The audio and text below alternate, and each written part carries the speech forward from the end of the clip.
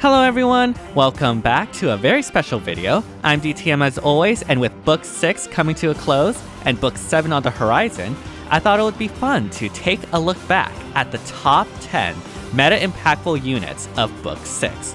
The meta has definitely shifted a lot with the introduction of very interesting units, to say the least, and especially with the introduction of Summoner Duels, and so I thought it would be a fun way to wrap up Book 6 to just rank those units that shook the game the most. These are the units that you need to consider whenever you're doing Aether Raid's offense, defense, Summoner's Duels, etc.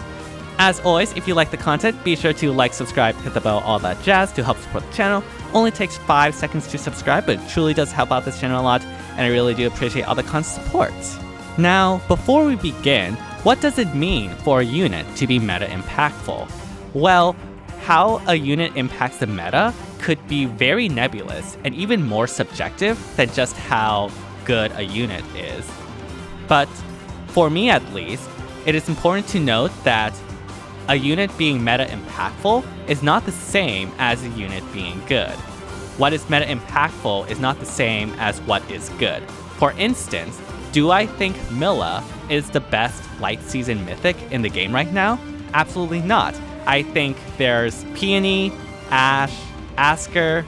Those 3 light mythics, I would say, are a lot better and more good than Milla. But do I think those 3 are more meta impactful than Milla? Absolutely not. Milla is one of the few units that defines light and dark season. Every dark defense needs to consider her because her isolation effect has a huge impact on how defenses operate. Thus, what is meta impactful is more of a measure of what you need to consider. A good way to think about this is to ask, if this unit did not exist, how would things change, or how much would things change?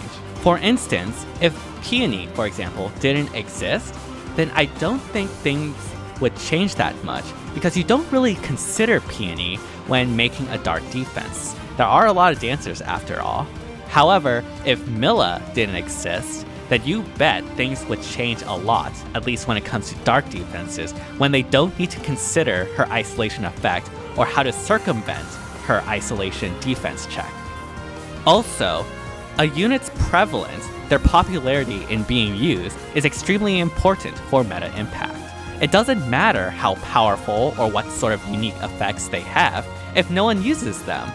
A unit not being used is a unit that you don't need to consider when making your teams or playing matches.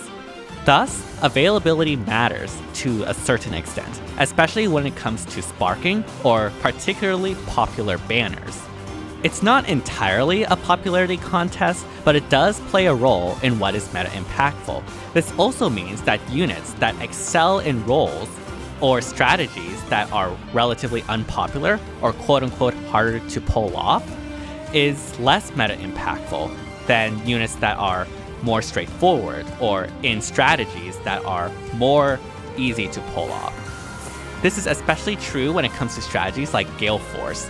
A Valoria, for instance, is one of the most impactful units you can have on a Gale Force team that can literally make or break your Gale Force execution. But she isn't meta impactful in general because Gale Force, unfortunately, is not a very popular strategy, especially compared to tanking. Now, it is important to note that how a unit impacts, say, Aether Raid's offense versus Aether Raid's defense, or versus even Summoner's Duels, is very different. To start with Aether Raids, it is a lot easier to impact defense meta because defense is extremely centralized. Offense is super overpowered, and thus there are only a very few archetypes that are consistent enough to be able to find success, and thus it is easier to be common in Aether Raid's defense and to make that splash. Offense, by contrast, has a lot more variety and options due to the nature of Aether Raids being very offense favored. Thus, it is harder to become prevalent and make that splash because there's just so many different and varied units that are currently being utilized in even the Vault of Heavens. As for Summoner's Duels, for me personally, I've noticed that it is very influenced by the greater community.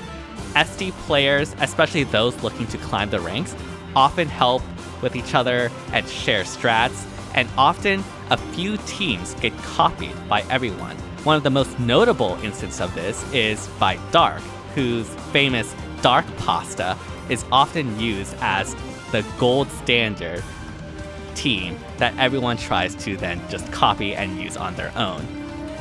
My personal instance of this is with Pala. I personally copied a team from Ilia, which I was very much inspired by. Obviously, changed some things to suit my own units, but once I did my run, that inspired many other people to begin using that same team as well. So you can see how units can be meta just from a couple of individuals popularizing them. This is especially true because the more competitive SD players generally have a very tight-knit community to share these sort of strats. For the purpose of this list, we are only going to consider individual units introduced in Book 6, from Ash's Banner onwards.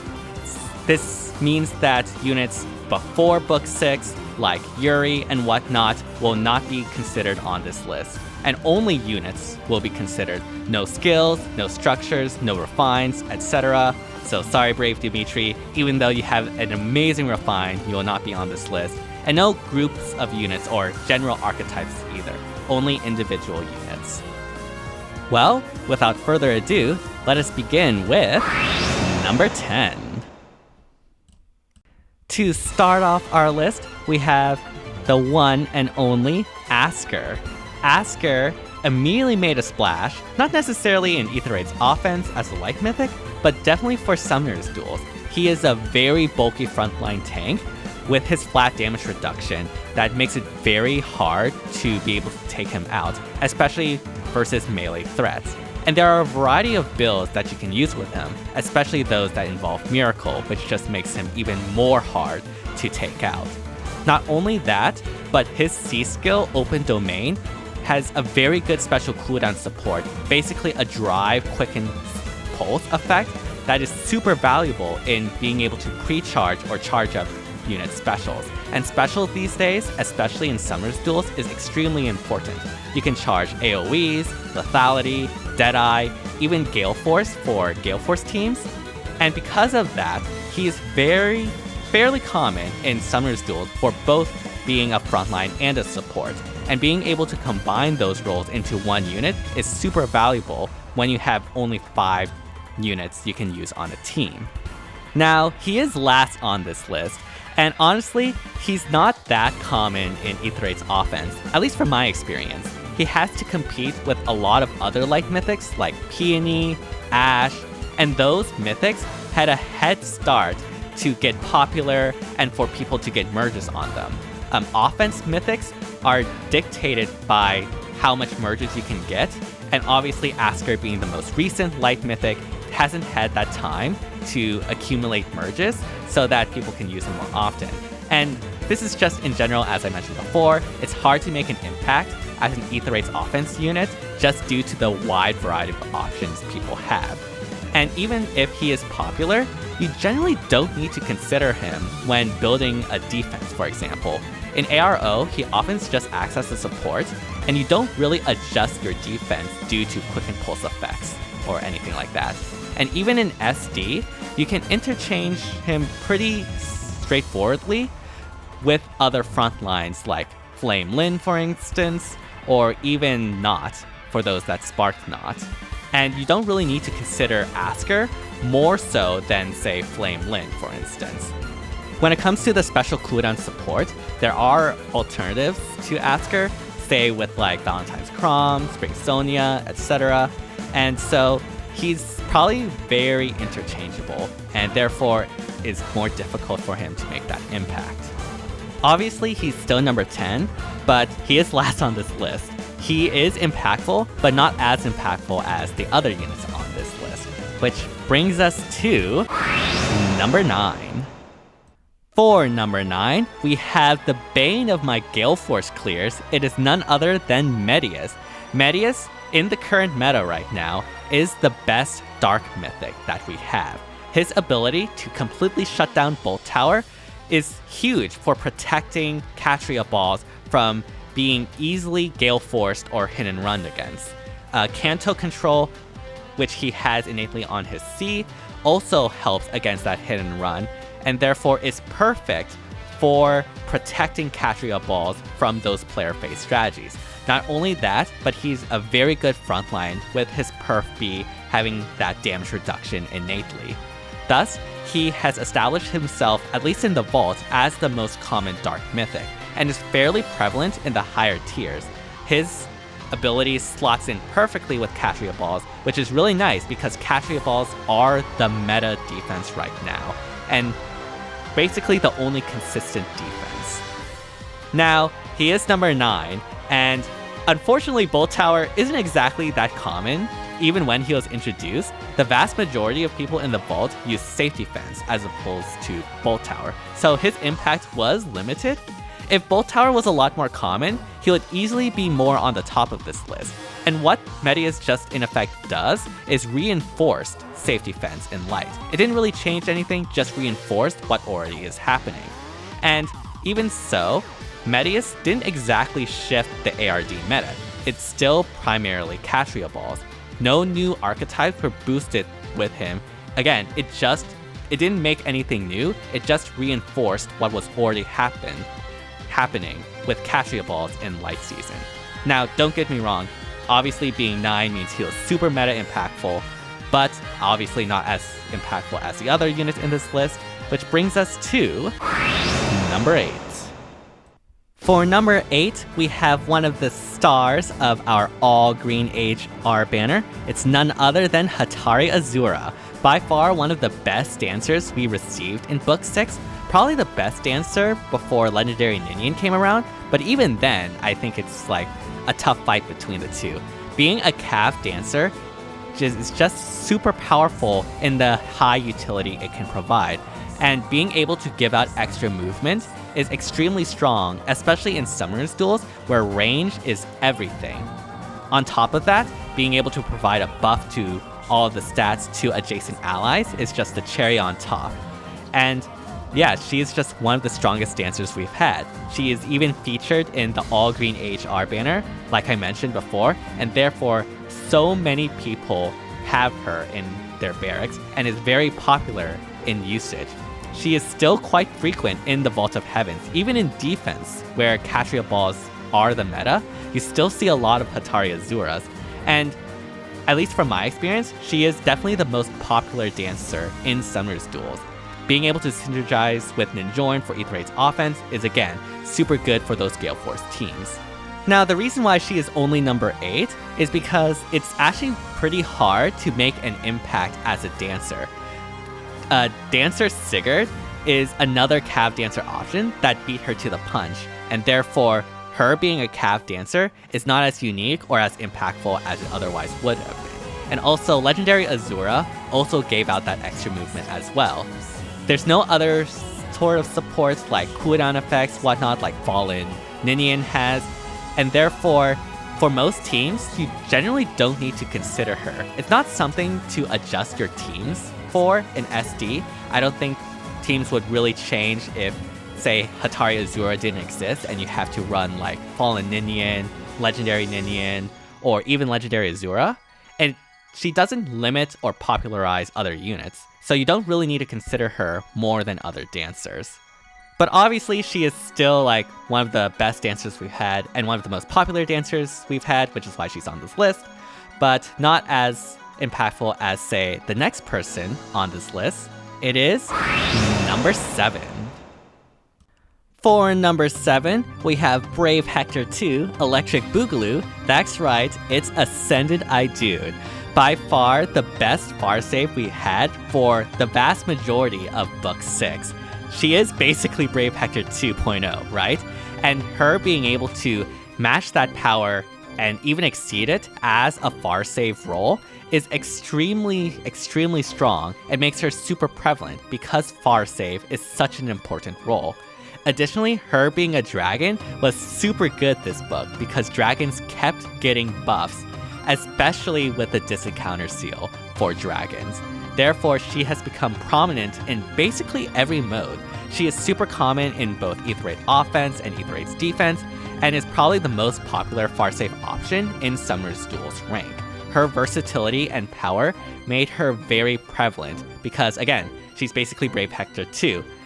Now, the reason why she is only number 7 though, is that we do have so many Farsafe options, and Ascendant Idun is not that much better compared to other options. Like, being Brave Hector 2.0 is both a blessing and a curse in this meta tier list, because obviously Brave Hector can easily slot in substitute for Ascendant Idun, and will perform pretty much the same. If Ascendant Idun did not exist, there are many other options that would replace her just fine, and the meta probably wouldn't change too much. She also doesn't really have any unique effects. She's very basic in her role. Again, it's just Brave Hector 2.0, but as a dragon. For instance, the Lion King has AoE damage reduction that makes him stand out. Summer Edelgard has that damage reduction and the Brave effect. Halloween Duma has that cooldown effect like Brave Tiki, and also his dual skill. And so Ascendant Idun is a lot more interchangeable than those other save units. But obviously, being the best far save does warrant a spot here, but we do have a lot of far save options. But without further ado, let us move on to number 6. For number 6, we have Joel's favorite unit, at least for the first half of Book 6. We have Spring Sonia. Now, Spring Sonia is the premier teleporting AoE nuke. She can warp within 2 spaces of an ally within 2 spaces of her, and can also easily pre-charge specials like AoEs thanks to her Harmonized skill. She has unparalleled positioning flexibility because of that, and therefore you don't need to put her on the front line to have that range and have that threat range. Her Harmonized skill, in addition, doesn't just charge her own special, but also to all units that share the same titles as Spring Sonia, that being Awakening and Shadows of Valentia. And a lot of units in those titles greatly benefit from that. For instance, Valentine's Crom, Valentine's Lucina, Valentine's Valentia Pala, Bridal Catria, now Halloween Duma. Like, there's just so much, and because of that, she obviously found a huge presence in Summoner Duels. Her teleporting and positioning flexibility is basically unparalleled in Summoner's Duels, and can definitely cause a lot of offensive pressure. Now, it's not all springtime sunshine for Spring Sonia. There are a couple limitations that prevent her from being even more meta impactful. The most obvious being that her Harmonized skill is limited to only Awakening and Shadows of Valentia, and there are many other meta threats that are not covered by that. For instance, we have units like Brave Seliph, Summer Thor, New Year's Dagger, even, say, Brave Erica, if you chose her in Choose Your Legends 5. Like, there's just so many threats that would greatly benefit from that cooldown that Spring Sonia just doesn't support. And there are definitely other ways to be able to pre-charge specials other than Spring Sonia, like for instance Valentine's Crom. Also, this is important to note, but warping doesn't actually extend your range of the team. The overall team's threat range is not increased by Spring Sonia's warping effect. The range would basically be the same as if Sonia is on the front line, and therefore it doesn't really help you outrange your opponent or give you the initiative.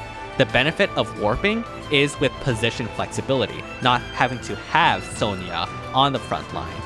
And is also more for, say, rushdown tactics, where you go in with a unit other than Sonia, and that unit provides a warp point for Sonia to continue barreling down and basically steamroll your opponent. So it's not for initiating, it's mainly for closing out the win.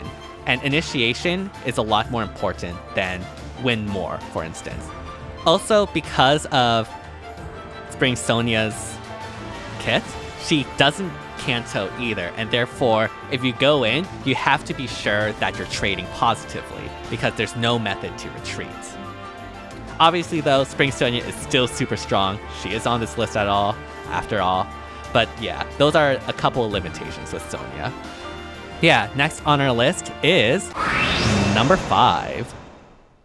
I'll be the first to say that reports of Dagger's death have been greatly exaggerated. Here at number 5, we have New Year's Dagger, and I think it should be fairly obvious why she's here. Her dual skill giving Pathfinder to everyone is extremely oppressive and very aggressive, and Dagger herself innately has Pathfinder, so once you use your dual skill, you can still do some Pathfinder shenanigans. And this is extremely strong in both Aether8's defense and in Summoner's Duels, where you can continue to steamroll your opponent.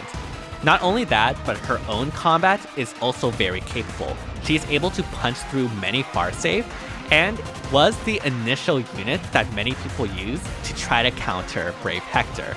No follow-up and bonus doubler boosts her combat a lot, and being a bow means that you can run Deadeye to get through planes and eventually enemies. Thus, she has become very prominent in SDR, SDS, ARD. That Pathfinder support and combat combo is very strong. Obviously though, she is not at the top of this list, and there are some limitations. For one, Pathfinder, like the warping of Sonya, doesn't actually extend the range of your team. The overall team's threat range is not increased. It's as if the most ranged unit you have on your team is on the front line. That range would be the same. Again, the benefit of Pathfinder is position flexibility, so that your, say, Brave Sulliv doesn't need to be on the front line. He can be on the back line. And also allows for more rushdown tactics and basically just form a conga line to steamroll through your opponents. Thus, like Sonya, it doesn't really help with initiating as much as it is to win and close out games. Also, Summer Thor is a bit of a problem, as Summer Thor's dual skill does negate daggers. It's not the end of the world though, but it just needs to be worked around. But I don't think it's as bad as many people say. Like, it's just one more thing that the person using Summer Thor has to think about, and there are ways to play around that and do some mind games around that. Again, she has Pathfinder innately, so even if that dual skill is being used already, she still has that to enable those Pathfinder shenanigans. But yeah, next we have number 4. So with number 4, speaking of Summer Thor, we have Summer Thor, another premier AoE nuke who can easily pre-charge that AoE special with her weapon. That, combined with the high damage that exposure grants her, means that she is able to punch through a lot of far saves, and very few far saves can actually survive Summer Thor. Not only that, but she provides a plethora of anti-meta support, which innately makes her very meta impactful. Exposure, again, helps cut through tanks, not just far saves, but Omni tanks as well. And her giving stall makes units with extra movement very difficult to use. And as I mentioned before, her dual skill just shuts down so many things, so your opponent needs to consider whenever you could possibly use Summer Thor's dual skill, and has to play around that. Her power and her utility combo is just super strong, and actually directly impacted what units were being used very often, and is part of the reason, actually, why I think Yuri sort of fell off. Not only was everyone countering Yuri with Hardy Fighter far save, but also Summer Thor just completely shut down his movement, and therefore he sort of fell off. Now again, it's not all sunshine and rainbows with Summer Thor. Unfortunately, she can't actually pre-charge her AoE special by herself on turn 1. By herself, she starts with 2 cooldown on that AoE, so you need support from, say, Valentine's Crom and Asker, for instance, to get that to be pre-charged on turn 1. Otherwise, you need to wait for turn 2, or possibly turn 3 if you don't have any special cooldown support, and that leaves an opening for your opponent. Also, again, as I mentioned, the dual skill is only once. It's good for countering other dual skills, like with New Year's Dagger, but not for other start of turn effects, or like the extra movement that Hatari Azura just naturally gives. And there are ways to play around stall, although that is very dependent on the map. We are at number 4 though, so these are like very nitpicks in terms of meta impact, but there is a difference between number 4 and number 3, number 2, number 1, etc. Which brings us to number 3. Number 3 is the newest unit on this list.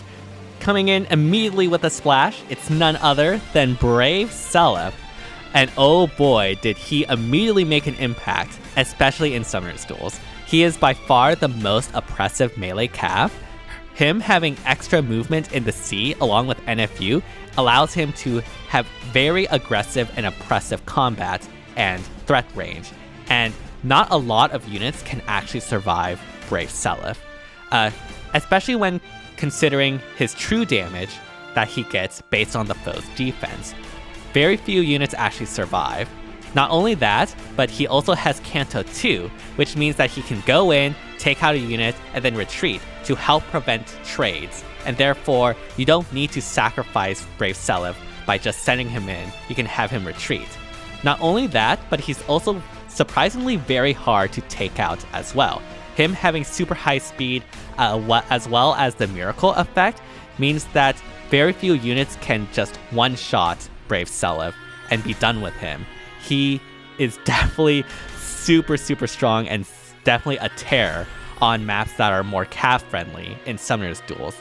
All teams have to deal with him somehow. The most common answers are Summer Thor, Canto Control, very specific front lines like Flame Lin, but you need to consider Brave Seliph whenever there's a cav friendly map in Summoner Duels. It's not just Summoner Duels though, but he's also super prominent in AR as well. I'm sure you've all seen Phoenix Masters' Gale Force team with both Brave Seliph and Brave Chrom. That combo is definitely a terror on Aether8's offense. Of course, if Gale Force isn't your biggest fan strategy, then you can just do hit and run with him as well. But not only in offense, but he's also starting to become prominent in defense, especially in something like Astra and Anima, where you can't really rely on Catria balls as much. Being able to just cut through so many things, including save units, means that he is definitely very strong in defense and has the survivability needed to survive, potentially get danced, and then continuing to wreak havoc. So yeah, Brave Seliph is definitely very strong. The only reason why he's not more above this list is that, one, he's relatively new compared to the other units in this list, and also, again, this is assuming we have cav-friendly maps in SD, which is not always the case, as there are many maps that are absolutely terrible for cavs, so that is sort of a limitation as well. And also, of course, being extra movement means that he is affected by Summer Thor's stall, so you do need to play around that a bit in your opening, and that is also very map dependent. But again, this is just like very nitpicking things. He is definitely super strong and deserves to be here at number 3. But yeah, next we have number 2. So number 2 might come as a surprise because he's not number 1, but I'd say number 2 is Valentine's Chrom, arguably one of the best units we've ever gotten in Book 6. What is there to say? He has armor piercing, Deadeye.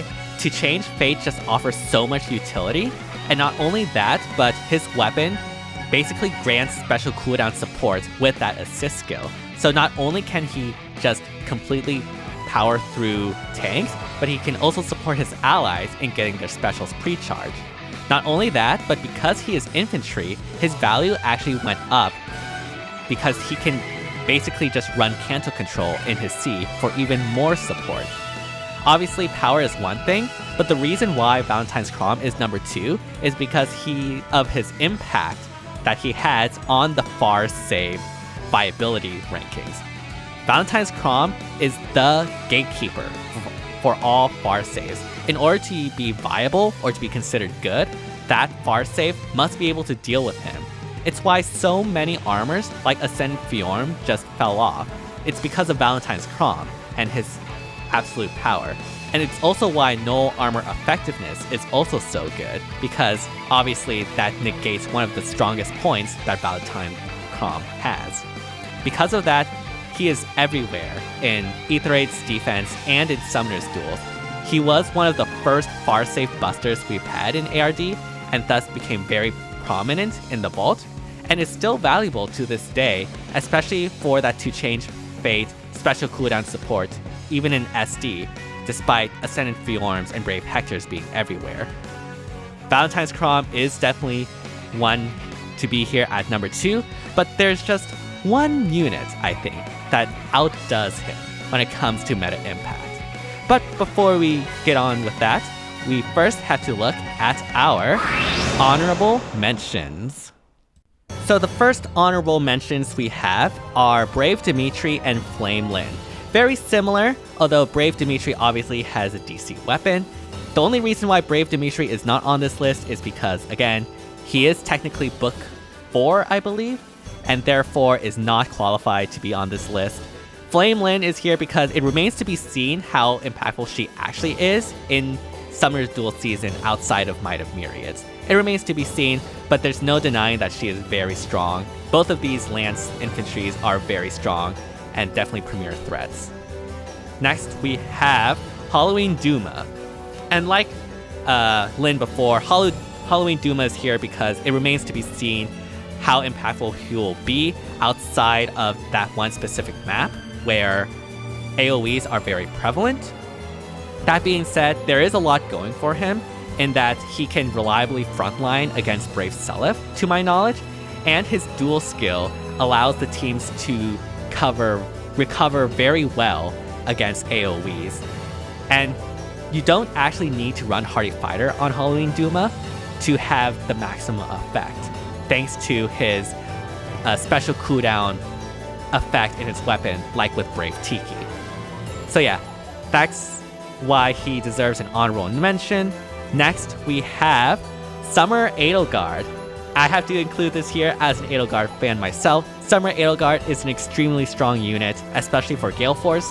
Unfortunately, Gale Force just isn't as popular as many other strategies, which makes me very sad because Summer Edelgard is super busted, and I absolutely love using her.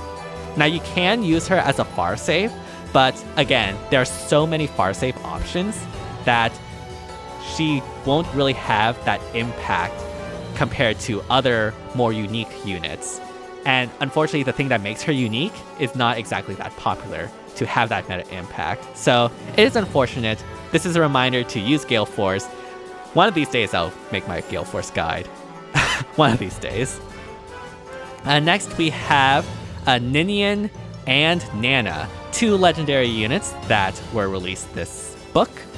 Nana was actually super common in the early days of Summoner's Duels, but have since sort of fell off. She has a very unique effect in being able to deny defensive specials, but unfortunately, she is melee. So that isn't as important as, say, a ranged unit having that denying defensive specials, because obviously, as we know, Hardy Fighter far saves are everywhere.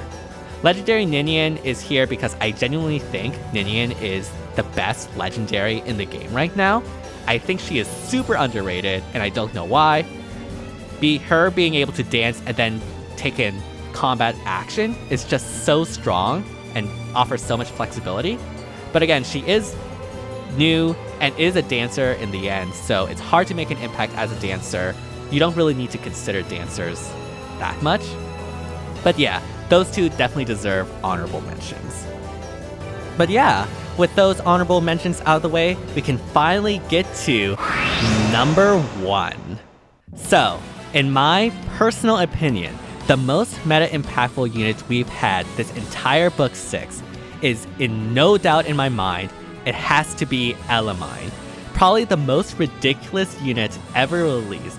To start, she gives out drive damage reduction, which is obviously super strong for save balls and the like. But obviously, that's not why we're talking about Elamine here today. We're talking about her because of False Start. False Start is absolutely ridiculous because it just shuts down so many things. This includes Bridal Catria, Infantry Pulse, and is just so disruptive to Aether8's defense teams. And like Milla in Light and Dark Season, she literally defines Astra and Anima Season, but like 10 times more impactful. All Anima defenses must account for her because she is that impactful, she is that prevalent, and she's the reason why Aether Raid's offense in Astra is so overpowered, and honestly fairly easy. Her impact cannot be understated. Like, the reason why people are res stacking Bridal Catria so much is because of Elamine, and she makes saves even more OP, and is just absolutely ridiculous. Like, Anima defenses were already struggling before Elamine thanks to the Catria Ball Save Ball meta, but Elamine just completely shuts that down and is forcing many other players to find alternatives, like with Brace Seliph, like I mentioned before. Again, no other unit has the impact Elamine has, so even though she only affects Aether Raids, and specifically can only be used in Astra and Anima, and I guess Chaos Season as well, the magnitude of her impact just is so much more than something like Valentine's Crom, despite Valentine's Crom being prevalent in pretty much most modes. For that reason, I have to give it to Elamine. I genuinely do think False Start was a mistake. But yeah, there's no doubt in my mind Elamine is number 1. So yeah, those are my top 10 meta impactful units of Book 6. Obviously, we've had a lot of meta impactful units, specifically to Summoner Duels, I would say. Aether Raids, if this was just an Aether Raids list, it would literally just be 3 units, which just goes to show how little attention Aether Raids have gotten in recent years. But yeah, hopefully y'all enjoyed this video. Let me know down in the comments what your rankings are in terms of the top 10 meta impactful units. And as always, if you enjoyed the content, be sure to like, subscribe, hit the bell, all that jazz to help support the channel. Only takes 5 seconds to subscribe, but it truly does impact this channel a lot. And I really do appreciate all this constant support. And yeah, with Book 7 coming soon, I am very much looking forward to what that has to entail and what other meta shifts we could possibly have. Hopefully to Aether Raid's offense and Aether Raid's defense more, because Aether Raids could really need it. But yeah, thank you all so much for watching. Hopefully you all enjoyed this video. Hope you all have the rest of an amazing day. And see you all next time. Bye everyone!